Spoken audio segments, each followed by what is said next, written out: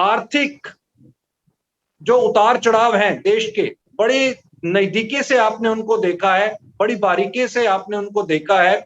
और जिस तरीके से एक सर्जन जो है वो हार्ट की और न्यूरो की सर्जरी करता है, ऐसे ही आपने बारीकी जो वेन्स हैं इस अर्थतंत्र की, वो आपने नजदीक से देखी हैं। अनिल वकील जी, डायस आपके पास। आज अगर सरकार ये कर सकती है कि जिनके डिपॉजिट्स जितने बैंक के पास आए हैं, जिन लोगों ने पैसा बैंकों में रखा है टाइम डिपॉजिट में या करंट केस में सेविंग में, तो सरकार अगर उसका पूरे जो सूद है, जो इंटरेस्ट है, वो बैंकों को देगी, बैंकिंग सेक्टर को, यानी बैंकिंग सेगमेंट को, तो ये क्या होगा कि बैंकिंग का रॉ मटेरियल जीरो कॉस्ट हो जाएगा। तो बैंक ये ऑफर कर सकती है कि जिनका अभी बिजनेस चल रहा है, जिन्होंने बिजनेस के लिए पैसा लिया है, वो उतने ही कम कॉस्ट में लेंडिंग के रेट भी नीचे आ जाएंगे, वो भी शायद 0% तक आ सकते हैं। आज मैं आपको दो मोटे मोटे फिगर बताता हूं। अगर हमारे देश में आज पूरे देश में जो डिपॉजिट्स है बैंकों के पास, वो समझो 150 लाख करोड़ के हैं। उसके ऊपर 6% का अगर इंटरेस्ट समझा हमने सालाना, जो डिपॉजिटर को देना है बैंकिंग को, वो करीबन 9 लाख करोड़ तक जाता है, 9 लाख करोड़।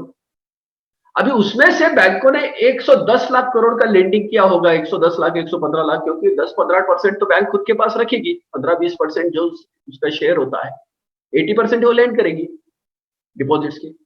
तो 110 करोड़ की अगर हम बात करेंगे 9% से भी, तो 9-10 लाख करोड़ के अंदर वो भी पैसा हो जाएगा। जो बैंक को आने वाला रेवेन्यू 9-10 लाख करोड़ है और बैंक को देने के लिए 9 लाख करोड़ की लायबिलिटी है जो डिपॉजिट पे देनी है। अगर सरकार ने बैंक को यह पैसा दे दिया है कि डिपॉजिटर का जो इंटरेस्ट रेट है वो सरकार देगी, यानी वो आरबीआई से भी दे सकती है, उसके मैकेनिज्म काफी अच्छे हैं और वो अभी आज के देश में वो बहुत ही प्रैक्टिकल भी है, क्योंकि आज हमारे पास, हमारे देश के पास रिकॉर्ड फॉरेन एक्सचेंज आ गया है करीबन $600 बिलियन का। तो ये मेजर, वन टाइम मेजर अगर हमने ले लिया, तो ये क्या होगा कि हमारा जो छोटा जो जो ये होता है, जो डिपॉजिटर होता है, जिन्होंने पैसा रखा है, वो सिक्योर्ड हो जाएगा। कोरोना जैसे एक बड़ी महामारी में, विश्व महामारी में भी हमारी इकोनॉमी और मेरा पैसा सेफ है, सिक्योर्ड है, उसका भरोसा बैंकिंग पे बना रहेगा, अपने देश की पूरी सिस्टम पे बना रहेगा। और इसी वक्त अगर ये हो गया कि लेंडिंग रेट भी बैंकों ने इसी तरीके से कम कर दिया, यानी 0% से 1%, 2% तक मैक्सिमम, ये फाइनेंशियल ईयर के लिए, तो ये बहुत बड़ा फायदा ये देश के लिए होगा। एक तो ये होगा डेफिनेट कि 1 साल 2 साल के लिए तो एनपीए बनेंगे नहीं, नॉन परफॉर्मिंग असेट, क्योंकि 3 महीने के अंदर आपने अगर भुगतान नहीं किया इंटरेस्ट का, तो आप एनपीए बन जाएंगे। यहां 0% या 1% यानी इंटरेस्ट का कोई प्रेशर ही नहीं बनेगा। यानी ये जो प्रोजेक्शन निकल के आ रहा है आगे चल के कि ये हो सकता है वर्ष कम वर्ष 14% या 15% तक एनपीए, ये बैंकिंग के पूरे इसके एनपीए हो सकते हैं, जितना लेंडिंग हुआ है, यानी 110 लाख करोड़ का 15%, यानी 15-16 लाख करोड़ का जो ऑपरेशन होगा, हम उसको रोक सकते हैं अगर हम ये इंटरेस्ट रेट को 0% तक लेंडिंग पे लाएंगे। और छोटे डिपॉजिटर जिन्होंने छोटी छोटी अपनी पूंजी रखी है सुरक्षा के लिए और अपने भविष्य के लिए, छोटे लोग हैं, सबका भरोसा हमारे सिस्टम पे आएगा, बैंकों पे वैसा बना है। आज की इसमें ये सरकार का इंटरवेंशन काफी जरूरी है। मेरा एक सवाल अनिल बोकिल जी से है।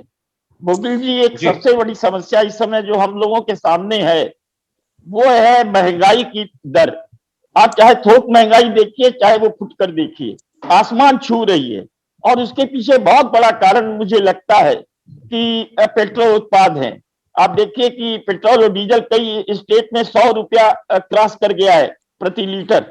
और आपने एक फार्मूला दिया था, मैं चाहता हूं क्या ये एप्रोप्रिएट समय नहीं है कि उस जो आपने बैंक ट्रांजेक्शन चार्ज की बात की थी और आपने कहा था कि 2 या 0.2 या 3% अगर बैंक ट्रांजेक्शन बीटीसी लिया जाए तो और सेंट्रल टैक्स पेट्रोल उत्पाद पे माफ कर दिया जाए, तो मैं समझता हूं कि पेट्रोल घट करके 50 रुपया और 48 रुपये तक आ जाएगा और उसके आते ही बहुत कुछ इकोनॉमी में सुधार आएगा।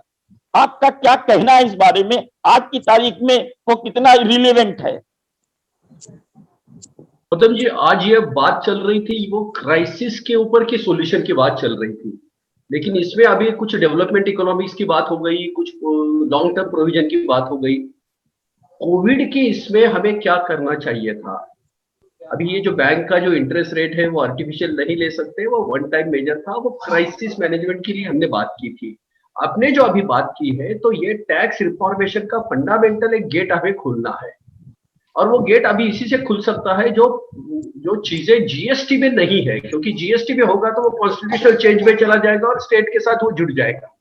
लेकिन पेट्रोल और डीजल के आज के ऐसे हालात है कि सभी जो रेवेन्यू जो आ रहा है कोविड के लिए, जो खर्चे बढ़ रहे हैं और इकोनॉमी का कोलैप्स हो रहा है, क्योंकि रेवेन्यू लॉस भी बहुत हो रहा है, तो स्टेट और सेंट्रल दोनों ही पेट्रोल और डीजल पे अलग अलग टैक्स लगाते हैं, क्योंकि वो जीएसटी में नहीं है।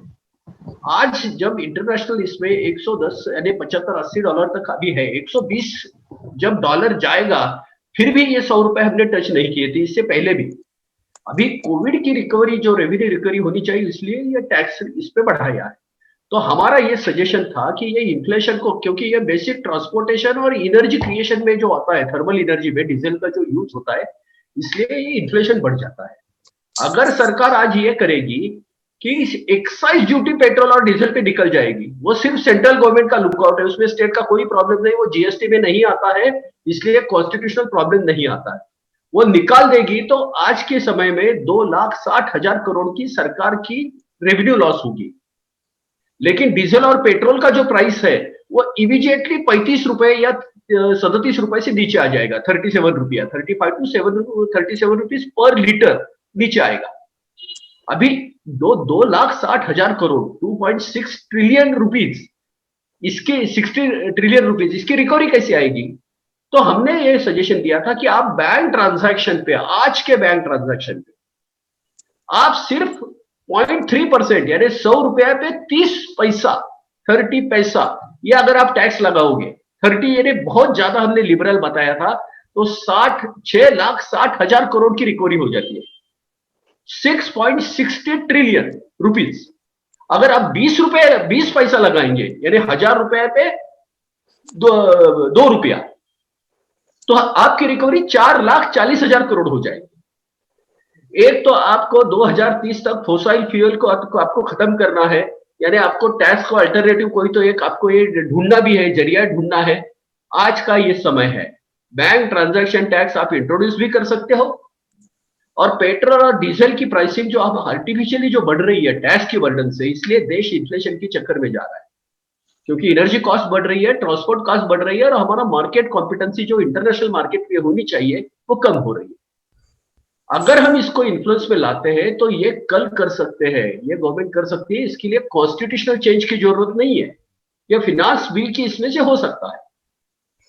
तो ये दूसरा प्रस्ताव था, ये अलग प्रस्ताव था जो इन्फ्लेशन की इसमें भी, और ये जो बढ़ती जो फ्यूल प्राइसिंग है इसको कंट्रोल करने के लिए। आज हम चाहते हैं कि हमारा ये जो डिस्कशन हुआ था, ये डिस्कशन ये प्रोविजन पे हुआ था कि अगर हम कुछ ऐसी बात करें कि कोविड क्राइसिस में वन टाइम, ये जो है वन टाइम का यही मेजर है, ये कंटिन्यू मेजर नहीं है, ये हम टेस्ट कर सकते हैं। अभी प्रज्ञान जी ने जो बात की है कि ये वैक्सीनेशन के लेवल पे, वो तो बिल्कुल सही है। जो पंत सर ने जो पहली बात कही है कि हमारे पास पहले आदमी की जिंदगी बचानी है और फिर उसकी दौलत भी बचानी है, तो प्रायोरिटी में तो जान तो बचानी है, जान के बाद अब जहान बचाने की बात हो रही है। जान के लिए तो काम हो ही रहा है, हमारी कैपेसिटी में, देश की कैपेसिटी में जो कुछ करना है वो कर ही रहे। अभी हमारे लिए इकोनॉमिक्स, जहान बचाने के लिए क्या क्या कर सकते हैं, वो क्राइसिस में क्या कर सकते हैं, ये डेवलपमेंट मॉडल की बात नहीं कर रहे हैं। अभी मॉडल है क्राइसिस मॉडल में क्या होता है क्राइसिस मैनेजमेंट में, तो ये दूसरा जो था पेट्रोल और डीजल का टैक्स निकाल के सेंट्रल गवर्नमेंट का सिर्फ एक्साइज ड्यूटी सिर्फ निकालनी है, तो पेट्रोल 30 या 35 रुपए पर लीटर से पेट्रोल और डीजल दोनों ही कम आ जाते हैं। और ये पूरा जो रेवेन्यू लॉस होता है 2.6 लाख करोड़ का, वो कंपेंसेट करने के लिए अगर बैंक ट्रांजैक्शन टैक्स गवर्नमेंट शुरू करेगी, 100 रुपए पे 30 पैसा, 1,000 रुपए पे 3 रुपया, 3 रुपया 1,000 रुपए पे, इसको आप कोविड टैक्स भी बोल सकते हो। ट्रांजैक्शन पे सिर्फ रिसीविंग वाले को वो टैक्स लगेगा, रिसीविंग अकाउंट को, डेबिट अकाउंट को नहीं, और वो कमर्शियल ट्रांजैक्शन को, बैंक टू बैंक वाले को नहीं, सिक्योरिटी ट्रांजैक्शन पे नहीं, क्योंकि वहां एसटीडी पहले से है। और इसको फाइन ट्यून करना, ये तो हमने आपको प्रपोजल में रखा है, फाइन ट्यून करके हम आपको तो दे ही सकते हैं, किसको किसको किसको इसमें एग्जाम करना है, किसको नहीं लेना, ये तो कर ही सकते हैं। लेकिन आज के जो फाइनेंशियल ट्रांजैक्शंस है जो हमने छोड़ दिए, आज समझो 3,300 यानी 3,300 लाख करोड़ के जो फाइनेंशियल ट्रांजैक्शन होते हैं, आरबीआई की फिगर है, उसमें हमने ये बैंक के ट्रांजैक्शन ये सब छोड़ दिए, इंटर बैंक हमने 2,000 lakh crore 2,000 trillion rupees per annum transaction की बात अभी इसमें हमने रेफरेंस में ली है। 2,000 trillion rupees per annum, not 3,300 trillion per annum. ये हमने फिगर नहीं ली है ये कैलकुलेशंस के लिए। तो हम बैंक ट्रांजैक्शन टैक्स को इंट्रोड्यूस कर सकते हैं, एक बड़ा रिलीफ हो सकता है, एक नया रेवेन्यू सोर्स हो सकता है। और 2030 में जब हमें फोसाइल फ्यूल का यूज करना ही नहीं है, हमें पेट्रोल और डीजल का यूज करना ही नहीं है, तो अल्टरनेटिव सोर्स, टैक्स सोर्स भी हमें ढूंढना है, क्योंकि स्टेट गवर्नमेंट का सबसे ज्यादा रेवेन्यू ये फ्यूल से आ जाता है। तो पदम जी ये अलग ये था, और इसके लिए 15 मिनट का अलग ये था, तो इसलिए हमने ये बात नहीं कही थी। आज हमने सिर्फ बैंक के डिपॉजिट के इंटरेस्ट की बात की, वन टाइम मेजर के लिए। माफी के साथ यहाँ पे क्रॉस क्वेश्चनिंग जरूर करूंगा। जो सरकार ने अभी नॉर्म्स निकाले कि 1 करोड़ रुपए से ऊपर का अगर आप कैश विड्रॉल करते हैं तो उस पर आपको टीडीएस देना है, और इसके साथ साथ में जो बैंकिंग चार्जेस अदर भी लगते हैं, अगर आप बैंक टू बैंक ट्रांजैक्शंस भी करते हैं, मनी ट्रांसफर भी करते हैं, तो उस पर ऑलरेडी चार्जेस हैं। तो कहीं ऐसा नहीं लगता कि अगर ट्रांजैक्शन टैक्स को और इंट्रोड्यूस किया जाएगा तो ये इंडस्ट्री पर भी बर्डन होगा, आम जन भी इससे बचने की कोशिश करेगा, और वो बैंक की ट्रांजैक्शन से बचेगा, और वापस जो इस समय पर देश जो है ऑनलाइन ट्रांजैक्शन की तरफ बढ़ रहा था, क्या ऐसा नहीं लगता कि वो वापस पीछे की तरफ ना खिसक आए? बिल्कुल सही है। अपन सर से पूछेंगे तो वो उसका जवाब भी देंगे। चिदम्बरम जब फाइनेंस मिनिस्टर थे तो उन्होंने कैश विड्रॉल टैक्स लगाया था, और उसका जो रिकॉर्ड होता था तो उसमें क्या हुआ कि वो जब टैक्स निकालने के वक्त जब टैक्स लगता है तो लोगों ने बैंक में टैक्स पैसा जमा करना छोड़ ही दिया, और वो पैरेलल इकोनॉमी का सबसे बड़ा मजबूत कारण बन गया बढ़ने का। हमने ये नहीं कहा है, ये बैंक ट्रांजैक्शन रिसीप्ट को मिलना है, जब अकाउंट पे पैसा आएगा, निकालते वक्त टैक्स लगेगा नहीं, है विड्रॉल पे नहीं है ये। और ये जो होता है ये बिल्कुल उल्टा है। अभी क्या हो रहा है कि बैंक ट्रांजैक्शन टैक्स के बारे में इतना कंफ्यूजन मीडिया से आ गया है बाहर, हम थोड़ा शांति से ऑब्जर्व कर रहे हैं कि मीडिया और कितना कंफ्यूज कर सकता है, ये हम भी देख रहे हैं। एक बार उनका कंफ्यूजन का ईल्ड आ जाएगा, वहां से उनको हमें बताएंगे कि ये नहीं था सोल्यूशन, ये था। एग्जैक्टली मिरर इमेज है वो।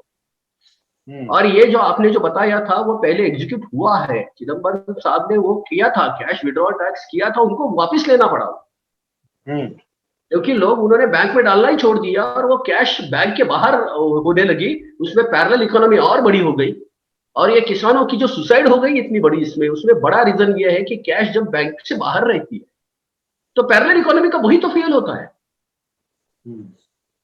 तो इसमें डीमोनेटाइजेशन का भी एक रोल था। डीमोनेटाइजेशन का जो अभी जो हो गया है, यानी अभी तो अपने रिजर्व बैंक के गवर्नर से लेके जिनके जो कोर्ट आ गए, उसका इतना इंटरप्रिटेशन, मिस इंटरप्रिटेशन, इतना कंफ्यूजन हो गया है।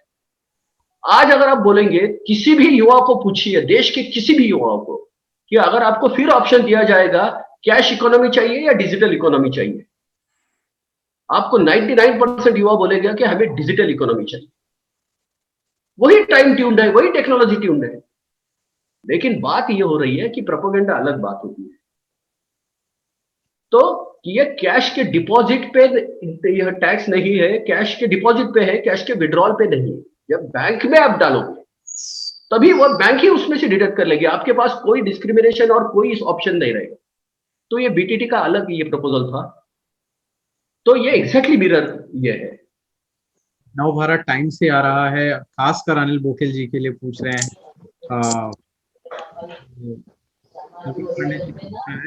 जैसा आपने कहा कि ये 0% टैक्स कर देना चाहिए, तो इनका अकाउंट कर देंगे तो सरकार रेवेन्यू कहाँ से लाएगी, पैसा कहाँ से आएगा, तो उसका आप बताएंगे?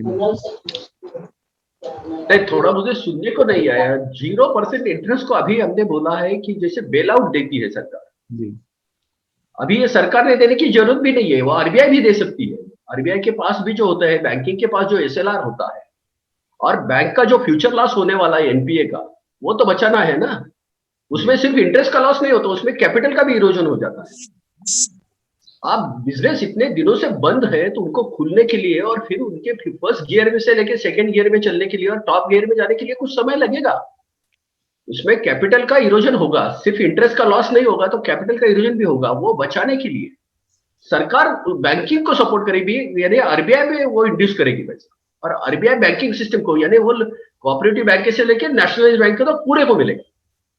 ब्लैंकेट रहेगा ये, क्योंकि ये पैराडाइमिक जो आ गया वो ब्लैंकेट है ना, वो कोई लोकेशन स्पेसिफिक या कोई बिजनेस स्पेसिफिक नहीं है, वो सबके ऊपर आ गया।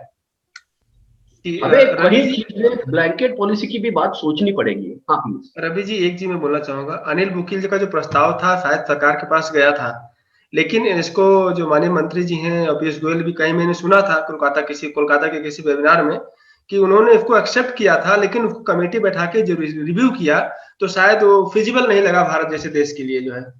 तो कहीं अनिल बोकिल जी को ये नहीं सोचना चाहिए कि सरकार उसको एक टीम गठित करके फिजिबल कर रही है और हम उस चीज को हम उठा रहे हैं बार बार, तो कहीं ऐसा तो नहीं सरकार पर कोई दबाव हम डालना चाह रहे हैं या कोई ऐसी हम रणनीति कर रहे हैं? तो अनिल जी आप स्पष्ट कीजिए इस बात को, क्योंकि हमारे पास कई क्वेश्चन ऐसे आते हैं जो है कि जब सरकार नहीं मान रही है तो हम आप बार बार बातें क्यों उठाएं, या फिजिबिलिटी क्या बन रही है?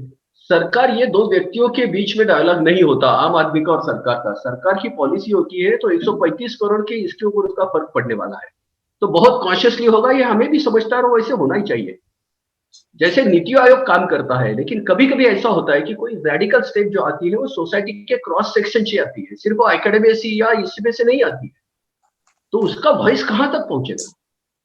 तो हमारा जो है कि हम जो रखते हैं ये प्रपोजल के फॉर्म में रखते हैं, उसको वैलिडेट करना है नहीं करना है। सरकार के पास भी एनआईपीएफपी जैसी इंस्टीट्यूट है, वो दिल्ली स्कूल ऑफ इकोनॉमिक्स है, सरकार के पास क्या नहीं है।